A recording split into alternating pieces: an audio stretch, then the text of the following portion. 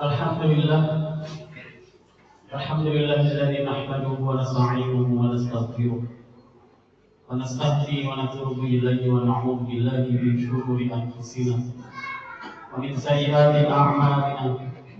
May yahdihillahu fala mudilla lahu wa may yudlilhu fala hadiya lahu.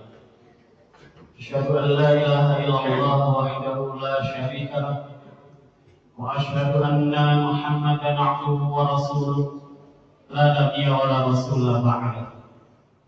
Allahumma salli wa sallim wa barik ala nabiyyina Muhammadin wa ala alihi wa ashabihi wa junubihi wa man tabi'ahu bi ihsanin ila yaumiddin. Amma ba'd. Qala Allah ta'ala fi kitabihil karim. A'udzu billahi minasy syaithanir rajim. Ya ayyuhalladzina amanu taqullaha haqqa tuqatih wa la tamutunna illa wa antum muslimun. Wa qala aydan fi ayatil ukhra. Ya ayyuhan nasu taqu rabbakumul ladzi khalaqakum min nafsin wahidah wa khalaqa minha zawjaha wa batha minhuma rijalan katsiran wa nisaa'a. Wattaqullaha alladzi tasaaluna bihi wal arham. Innallaha kana 'alaikum raqiba. Wa qala Rasulullah sallallahu alaihi wasallam, ittaqillaha haitsu ma kunta wa atti sayyi'atal hasanata tamhuha wa khaliqin nas bi khuluqin hasan. Shadaqallahul 'azim wa shadaqa Rasulul karim. Seluruh puja dan puji syukur mari senantiasa kita panjatkan kehadirat Allah Subhanahu wa Ta'ala yang masih memberikan beragam kenikmatan, beragam kemudahan, beragam rahmat, beragam kasih sayangnya kepada kita sampai detik ini. Baik nikmat-nikmat itu yang kita minta dalam pendeknya dan sederhananya doa-doa kita, ataupun nikmat yang tidak pernah kita minta dan bahkan tidak pernah terbayang dalam benak kita. Tetapi sampai hari ini Allah Subhanahu wa Ta'ala memberikan nikmat-nikmat itu kepada kita dalam bentuk yang sesempurnanya. Tiada kekurangan dan tiada kelebihan. Semuanya diberikan kepada kita pas dengan apa-apa yang kita butuhkan. Maka tidak ada yang pantas kita panjatkan selain seluruh puja puji syukur kita kepada Allah dan menjaga nikmat-nikmat itu dalam ketaatan. Salawat terkirim salam semoga senantiasa tercurah kepada junjungan kita, Nabi besar Nabi Agung Rasulullah Muhammad sallallahu alaihi wasallam beserta seluruh keluarganya yang mulia, seluruh sahabat-sahabatnya, dan kepada segenap umat yang senantiasa istiqomah dalam ketaatan menjaga, menjalankan serta mendakwahkan kisah-kisah ini hingga akhir zaman nanti, dan semoga kita semua termasuk di dalamnya. Tak lupa selaku khotib mengajak dan memotivasi kepada diri pribadi yang penuh dengan kelemahan dan kepada jamaah sekalian, mari kita senantiasa bertakwa kepada Allah Subhanahu wa Ta'ala dan artian takwa yang sebenar-benarnya, melaksanakan perintah-perintah Allah, menjauhi larangan-larangannya, semampu dan semaksimal kita beriktibar mengikuti sunnah-sunnah yang telah dicontoh oleh Nabi kita Muhammad SAW. Semoga dengan kesungguhan kita melakukan itu semua, Allah yang Maha Rahman dan Maha Rahim berkenan mengampuni dosa-dosa kita serta menerima seluruh amal ibadah kita. Amin ya rabbal alamin. Ma'asyiral muslimin jamaah sidang salat Jumat Masjid Al-Huda yang dirahmati Allah Subhanahu wa Ta'ala. Jika kita mencermati perjalanan Rasulullah SAW atau yang biasa kita kenal dengan sirah nabawiyah Rasulullah Muhammad SAW dalam melaksanakan dakwah sejak di fase Mekah sampai di fase Madinah, jika kita mau teliti, jika kita mau betul-betul melihat itu, maka titik dari kemenangan dakwah, titik dari keberhasilan dakwah itu ada di tahun 2 Hijriah atau tahun kedua pasca Rasulullah SAW dan kaum muslimin berhijrah ke kota Madinah. Apa sebabnya?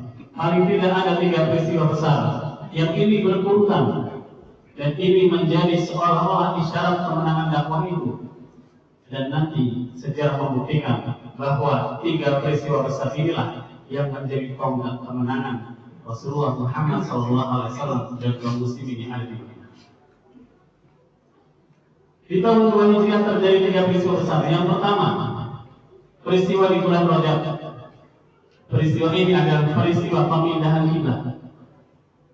Ketika Rasulullah Muhammad SAW setelah menerima wahyu salat dalam peristiwa Isra Mi'raj itu juga di bulan Rajab, tetapi di tahun 10 kenabian sebelum hijrah ke Madinah. Rasulullah dan kaum muslimin ketika salat kiblatnya menghadap ke Baitul Maqdis, menghadap ke Masjid Aqsa yang ada di daerah Syam, sekarang ada di daerah Palestina.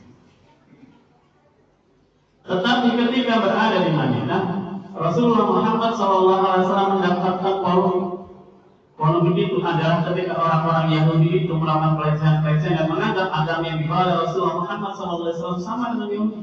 Karena apa? Kiblatnya sama, menghadap ke Baitul Maqdis. Maka sejak mendapat perlakuan itu Rasulullah SAW senantiasa sering menengadahkan wajahnya di atas langit, meminta kepada Allah untuk dipindahkan kiblatnya. Dan ini terjadi di bulan Rajab tahun 2 Hijriah.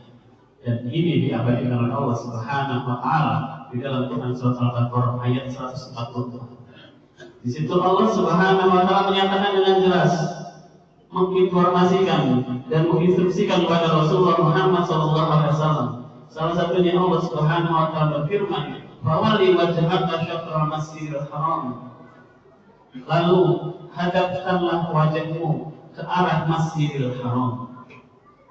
Ini menjadikan yang pertama peristiwa besar itu. Mengapa peristiwa besar Pak? Pemindahan kiblat itu menjadi bukti bahwa Islam berbeda dengan agama-agama sebelumnya yang sudah mengalami pelecehan-pelecehan.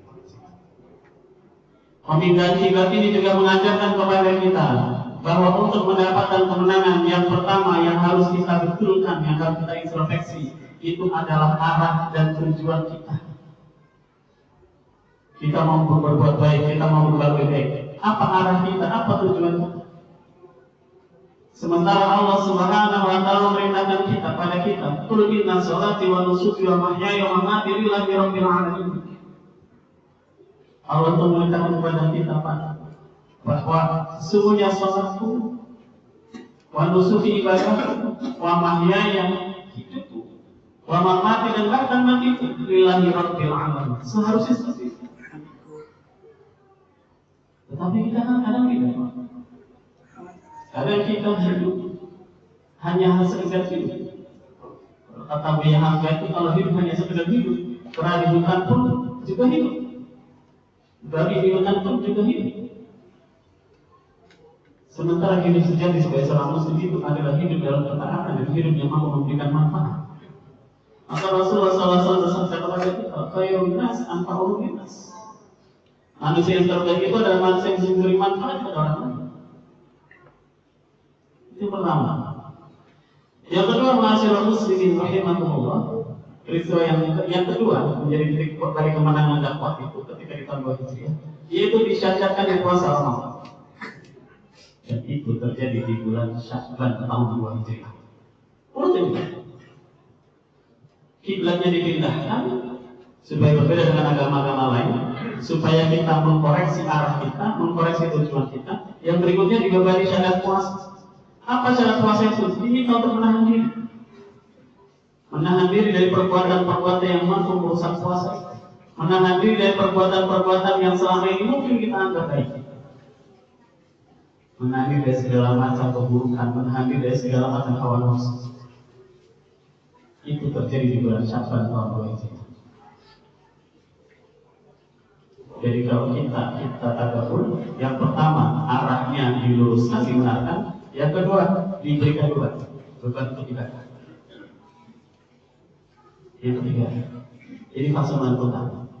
Tadi di bulan Rajab, di bulan Sya'ban, yang ketiga di bulan Ramadan. Apa di bulan Ramadan itu? Ujian sebenarnya. Apa ujian sebenarnya itu? Perang Badar Rasulullah ketika tanggal 17 Ramadan tahun 2 Hijriah. Apa yang Kita dibenarkan, diberikan syariat untuk berpuasa. Di puasa edisi perdana, Rasulullah SAW dan para sahabat melakukan. Dalam Quran surat Al-Imran ayat 123 itu disebutkan bahwa Allah pada saat perang Badar itu menolong kamu padahal kamu saat itu dalam kondisi lemah secara fisik karena sedang berpuasa, lemah secara kekuatan karena kekuatan personilnya jauh berbeda. Kekuatan muslimin 300 sampai 318, kekuatan kaum kafir 1000 pasukan. Kekuatan senjata jauh, maka kondisi lemah. Tetapi Allah justru menolong ketika kamu lemah. Dan sejarah membuktikan perang Badar, perang yang pertama kali ternyata kaum muslimin mendapatkan kemenangan yang gila-gila. Maka masyarakat muslim rahimahullah, untuk kehidupan kita yang pertama kali ketika kita mendapatkan kemenangan, kita luruskan, kita fokuskan arah ini. Kita selalu pada kiblat, tetapi terkadang hati kita tidak kiblat. Kita sholat tetapi kadang hati kita lalai dari sholat itu. Maka Allah menyatakan bahwa ilulil musolli, celakalah orang-orang yang sholat itu. Siapa orang-orang yang sholat itu? Sholatnya hanya sekedar kiblat. Sholatnya tidak menjadi rukun, sholatnya tidak menjadi prinsip. Sholat Pak, tapi maksiat terus jalan. Sholat Pak, tapi korupsi terus jalan. Sholat Pak, tapi zalim pada sesama muslim. Sholat Pak, tetapi lisannya ajam pada saudara-saudaranya sekalian.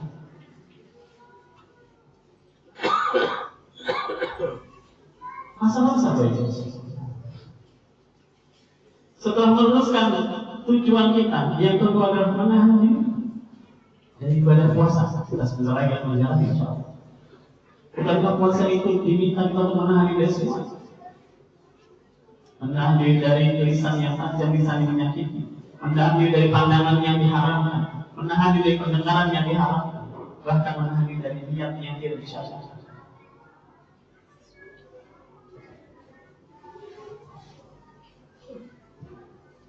Dan dalam puasa itu nanti terkumpul bagaimana keimanan kita, bagaimana pola hijrah kita, bagaimana jihad dan kesungguhan kita melakukan itu. Maka masyarakat muslim rahimahullah, ketika dalam puasa terkumpul itu iman, kemudian hijrah, berpindah pola hidup kita, berpindah pola pikir kita, kesungguhan kita melaksanakan puasa dengan sebaik-baiknya, Allah menjanjikan itu sebagai orang-orang yang menang. Allah Subhanahu wa taala berfirman di dalam surat At-Taubah ayat 20. A'udzu billahi minasyaitonir rajim. Alladzina amanu wa hajaru wa jahadu fi sabilillahi bi amwalihim wa anfusihim a'zamu darajatan indallah wa ulaika humul faizun. Ini adalah orang-orang yang beriman, orang-orang yang berhijrah, orang-orang yang berjihad bersungguh-sungguh di jalan Allah bi amwalihim dengan harta-harta mereka, wa anfusihim dengan jiwa-jiwa mereka. A'zamu darajatan indallah, kedudukan yang tinggi di sisi Allah. Wa ulaika humul faizun, dan mereka itu adalah golongan orang-orang yang mendapatkan kemenangan. Bukankah kita ketika hidup dunia ingin selalu mendapatkan kemenangan, kebahagiaan, kesuksesan, dan kemenangan terbesar kita adalah ketika kita dijauhkan dari api neraka dan kita memasuki surga Allah Subhanahu wa taala. Mudah-mudahan Allah memberikan kemenangan itu ketika kita ada di dunia, dan memberikan kemenangan itu dalam abadi ketika kita nanti ada di akhirat. Amin ya rabbal alamin. Barakallahu wa lakum fil Qur'anil azim. Wa nafa'ani wa iyyakum bima fihi minal ayati wa dzikril hakim. Fataqabbal minni wa minkum tilawatahu innahu huwas samiul alim. Wa qul rabbi ighfir warham wa anta khairur rahimin.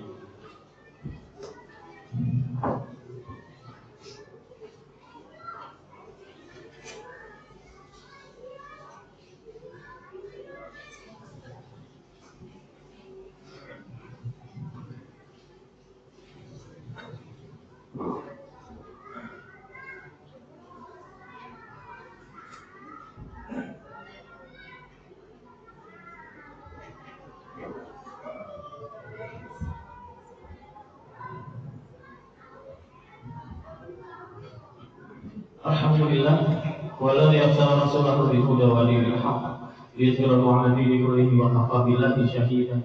Asyhadu an la ilaha illallah wahdahu la syarika lahu wa asyhadu anna Muhammadan 'abduhu wa rasuluhu la nabiyya wa la rasula ba'dahu.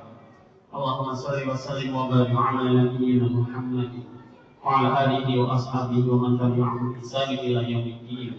أما بعد فيا أيها الحاضرون اتقوا الله ما استطعتم وطاعته لعلكم ترحمون وطاعته لعلكم تفلحون. Ma'asyiral muslimin rahimakumullah. Hanya sekedar menambahkan bahwa kunci kemenangan ada ketika kita mau dan bersama-sama meluruskan niat, mengarahkan niat dan tujuan. Yang kedua, kemudian menahan diri dari segala macam keburukan dan senantiasa fastabiqul khairat, berlomba-lomba untuk melakukan kebaikan. Dan yang ketiga adalah bergiat bersungguh-sungguh melaksanakan amal apapun yang bisa kita lakukan. Yang masih sekolah belajar dengan sesungguh-sungguh itulah jihad. Yang bekerja bertanggung jawab kepada anak istri, berikan makanan, berikan rezeki yang halal dan barokah, terhindar terjauh dari harta-harta yang tidak jelas dan haram, itu adalah jihad. Dan kita semua berharap pada Allah Subhanahu wa Ta'ala, semoga Allah Subhanahu wa Ta'ala senantiasa merestui meridai segala usaha kita, meridai segala apa yang kita niatkan dan kita usahakan. Dan karena itu mari kita tutup khutbah kali ini dengan doa-doa kepada Allah Subhanahu wa Ta'ala. Mudah-mudahan dengan ketundukan kita, dengan kesungguhan kita, Allah yang Maha Rahman dan Maha Rahim mengabulkan seluruh doa-doa kita dan mewujudkan cita-cita kita. Amin ya rabbal alamin. A'udzubillahi minasyaitonir rajim. Innallaha wa malaikatahu yusholluna 'alan nabi. Ya ayyuhalladzina amanu shallu 'alaihi wa sallimu taslima. Allahumma shalli 'ala Muhammad wa 'ala ali Muhammad kama shallaita 'ala Ibrahim wa ali Ibrahim. وبارك على محمد وآل محمد كما باركت على إبراهيم وآل إبراهيم إنك حميد مجيد. وارض اللهم عن سادتنا الخلفاء الراشدين أبي بكر وعمر وعثمان وعلي وعن صحابة رسول الله أجمعين وعن التابعين والتابعين ومن تبعهم بإحسان إلى يوم الدين وعلينا معهم برحمتك يا أرحم الراحمين. اللهم اغفر للمؤمنين والمؤمنات والمسلمين والمسلمات الأحياء منهم والأموات إنك سميع قريب مجيب دعوات ويا قاضي الحاجة. ربنا لا تزغ قلوبنا بعد إذ هديتنا وهب لنا من لدنك رحمة إنك أنت الوهاب. اللهم بارك لنا في رجب وشعبان وبلغنا رمضان. اللهم إنا نسألك علما نافعا ورزقا طيبا وعملا متقبلا. اللهم أعز الإسلام والمسلمين. اللهم انصر من نصر الدين. اللهم انصر إخواننا المسلمين والمجاهدين. اللهم انصر إخواننا المسلمين والمستضعفين. اللهم انصر إخواننا خصوصا في فلسطين. اللهم انصر إخواننا خصوصا في أعتاه. اللهم انصر إخواننا خصوصا في سومطرة. اللهم انصر إخواننا خصوصا في إندونيسيا. اللهم انصر إخواننا خصوصا في كل مكان وفي كل زمن يا أرحم الراحمين. ربنا آتنا من لدنك رحمة وهيئ لنا من أمرنا رشدا. ربنا آتنا في الدنيا حسنة وفي الآخرة حسنة وقنا عذاب النار والحمد لله رب العالمين. عباد الله إن الله يأمر بالعدل والإحسان وإيتاء ذي القربى وينهى عن الفحشاء والمنكر والبغي يعظكم لعلكم تذكرون. فاذكروا الله العظيم يذكركم وادعوه يستجيب لكم ولذكر الله أكبر.